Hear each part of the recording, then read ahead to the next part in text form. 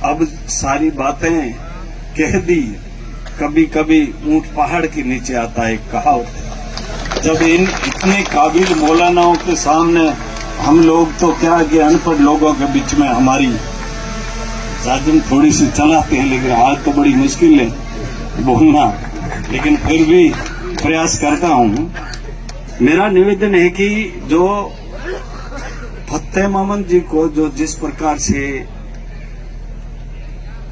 किसान वर्ग, अनुसूचित जाति जनजाति के लोगों ने सहयोग की अपील और शुरुआत की, और उसके बाद में जिस प्रकार से 36 कौम ने सहयोग दिया है, जो हौसला अफजाई की है, उसके लिए मैं 36 कौम सहित सभी तमाम लोगों को धन्यवाद देता हूं, उसका शुक्रिया अदा करता हूं।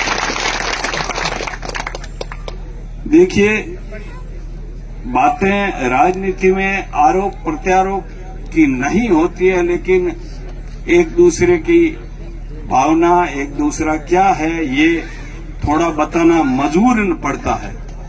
क्योंकि कल जो सामान्य अमीन साहब जहां बोले, वहां मेरे को प्रधान बनाने का जिक्र किया। उन्होंने फतेह मोहम्मद जी को भी 3 बार जिला अध्यक्ष बनाने सहित अंत में जाकर के चोर, और एक शब्द आपने सुना नहीं होगा, वो मेरे मुंह से नहीं बोलूंगा, लेकिन आखिर में, और पहले कहते क्या कि मैं किसी व्यक्ति पर गलत आरोप या असभ्य बात नहीं कहता हूं, लेकिन उन्होंने मुंह से गाली देने के बाद में कहा 2 टक्के का आदमी। ये आपने सुना होगा वीडियो, सुना? कितने लोगों ने सुना ये वीडियो? ये शख्सियत वो है जिसको 45 साल तक हम लोगों ने सिर आंखों पर उठाए रखा। और एक जगह वो कहते हैं कि मैंने इस कांग्रेस में रहते हुए मेरे साथ में रात भर मारपीट की और मुझे अखाद्य पेय पदार्थ पिलाया गया। दुर्भाग्यपूर्ण है। मैं कहता हूं ऐसे जो कार्य जिन्होंने किए हैं वो उसका मैं सपोर्ट नहीं करता, लेकिन अमीन साहब को ये पहले सोचना चाहिए कि जब उदाराम मेघवाल को आपने प्रधान बनाया, उसमें सम्माननीय यही जो मैंने जो जिस कौम का भरोसा लेकर के जिसके साथ चलने का जो संकल्प लिया है, उसी कौम के रहनुमा हमारे आदरणीय स्वर्गीय भैयाराम जी मुंडन ने मेरे को बिल्कुल हाथ पकड़ के जबरदस्ती टिकट दिलाया था इन अमीन साहब से और दिल्ली चली। बाद में अमीन साहब ने मेरा सहयोग किया प्रधान बनाने में, ये बात मैं मानता हूँ, याद भी है, उसका जो है ठीक है। और वो जो कहते हैं एक बार तुमने अगर मारपीट की खाई तो तुम 45 साल तक राजा बने, लेकिन ये जो कौम है अनुसूचित जाति जनजाति और अल्पसंख्यक, इन लोगों ने तुम्हारे को 45 साल वोट देने के वक्त कितने जूते खाए, कितना अपमान उनके साथ में इन जो पोलिंग बूथों पर हुआ, तुझे वोट देने की वजह से कितनी झूठी कसमें खानी पड़ी है, कितने लोगों को 5-5 साल भुगतना पड़ा, ये अमीन साहब को याद नहीं है हमारा दर्द। यही फतेह खान जिसको भी मारपीट हुई थी वो उनको याद नहीं आज उसको। जब आप उसके साथ रहते हो तो हो ईमानदार, अगर जिस दिन तुम तुम्हारे हक की बात करोगे तब तुम गद्दार और 2 टके के और क्या क्या शब्द है वो बोल जाते हैं। मैं तो धन्यवाद इतना दूंगा कि मेरे बारे में कुछ बोला नहीं। वो बोलने के पीछे भी उनको पता कि ये वो आदमी नहीं है। अगर एक शब्द भी गलत कह दूंगा तो उदाराम मेघवाल कानूनी कार्रवाई करेगा या गलत भाषा का इस्तेमाल नहीं करेगा सीधा, तो वो इतना तो समझते ही है। पोल में वो तो ढोल बजाया। तो एक साथ कहते हैं कि चौधरियों के पास कोई ऐसा आदमी नहीं था जो ये न बनायो एड़ो खूबसूरत या किस तरीके का दिया। अरे मेरे मालिक अगर शकलों पर बनते तो इस क्या होता है इस संबंध में।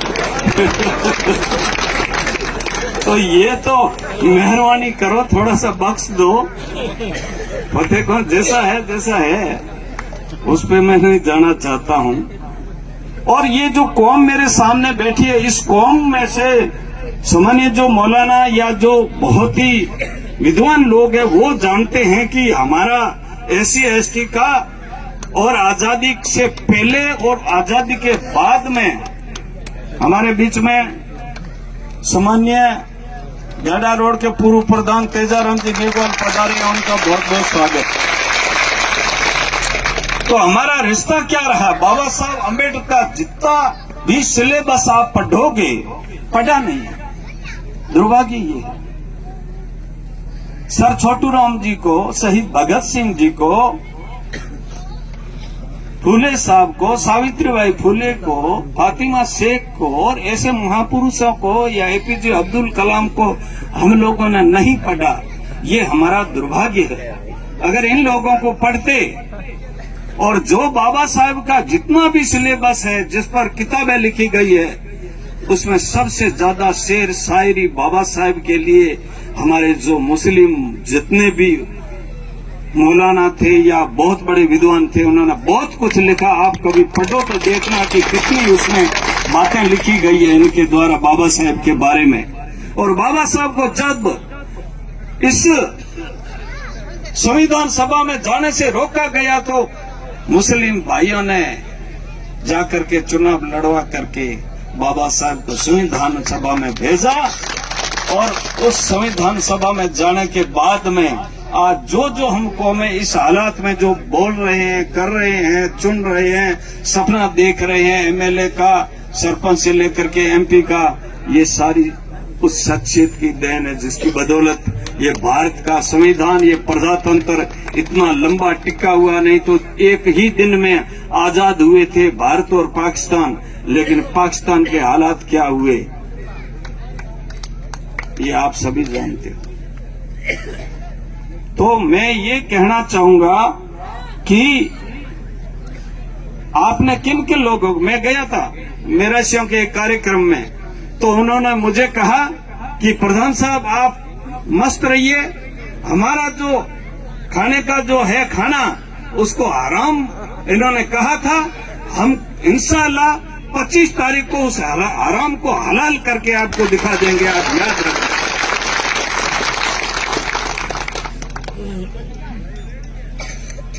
वो कौम जो बेचारी अपनी कलाकारी से जो इस देश के अंदर हमारा मनोरंजन करती है, अपनी मेहनत से कमाती है, और उन लोगों ने इस राजस्थान की संस्कृति को भारत ही नहीं विदेशों में जाकर के इस देश का नाम ऊंचा करने वाले कौम के बारे में भी इस तरीके से बोल दिया। तो इस मंच के माध्यम से उनको मैंने कहा भी है, आज भी कह रहा हूं कि 25 तारीख है आपका जो हराम कहा गया उसको हलाल करने का मौका है। तो सामान्य मिरासी समाज जो हमारे देश में नाम कमाने वाले लोगों को भी अवसर है, बड़ी रो औखत बड़े हुए। वोट की कारण किसी का, सत्ता के कारण किसी का दिमाग थोड़ा ऊपर नीचे होता है या उसमें वो अहंकार आता है। एक कहावत है कि अनीति से जात है राज तेज और वंश, तीनों ताला दे गया रावण केरो कंस।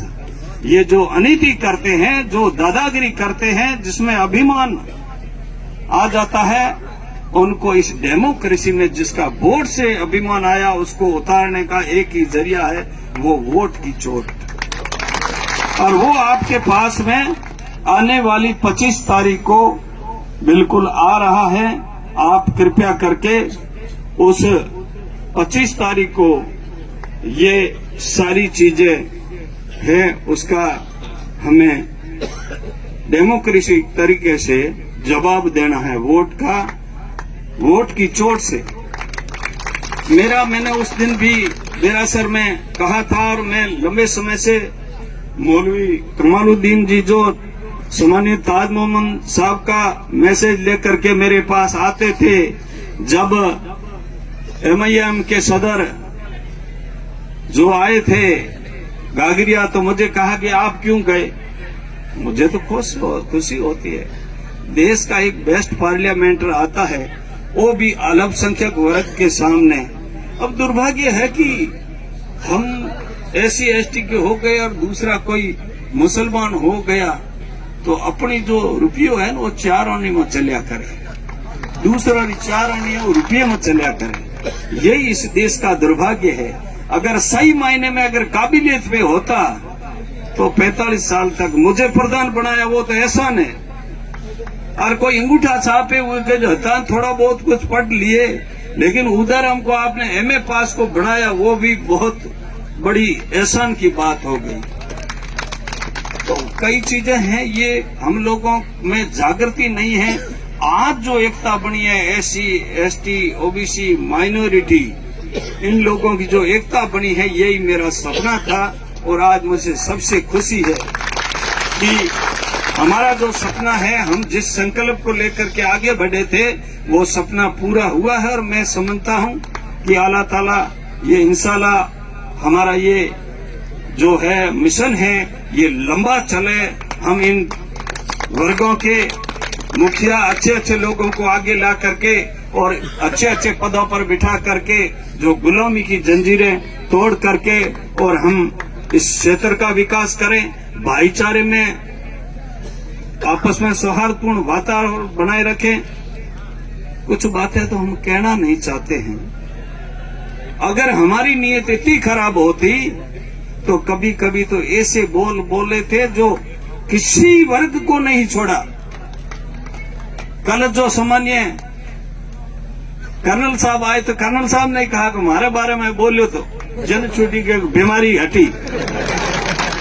तो देखो, कोई आदमी स्वाभिमानी होता है कि मैं कुछ नहीं बोला, पीड़ पड़े जानो की किया करे, मन को अपनो हैंगो न ठाए। हरीश चौधरी को कितने बोला है, दूसरे लोगों के बारे में कितना बोलने के बाद में कहता कि मैं तो झूठ बोलता नहीं हूं। हमारे इस जो मुस्लिम जो हमारा धर्म है, कुरान है, इसमें इस बात है कि झूठ बोलना गुनाह थे तो हाफ करो हल मुझा सही पड़ा करो तो कोई जवाब देने वाली को नहीं, नको तुम्हारे आडे आवे ही कोई कुरान नहीं वगैरह। और वो जो धर्म की जो जिस प्रकार का बंधन है, हमारे धर्म में जो अच्छे बातें कही गई है,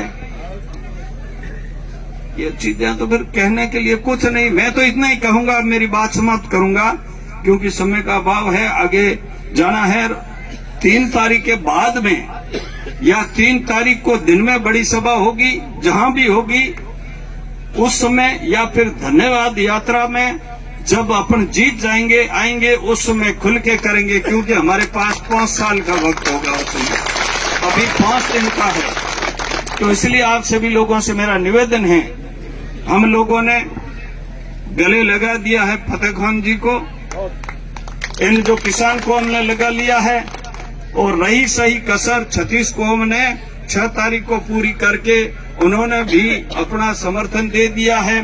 मैं आपको बताना चाहता हूं कि आप लोग तो ठीक, हमारी माताएं बहनें आप देख रहे हो ऑनलाइन, बेड़िया उठाए हुए सैकड़ों की संख्या में फतेह खान जी का जो जिस प्रकार से स्वागत कर रही है, उसकी आप कल्पना नहीं कर रहे हैं।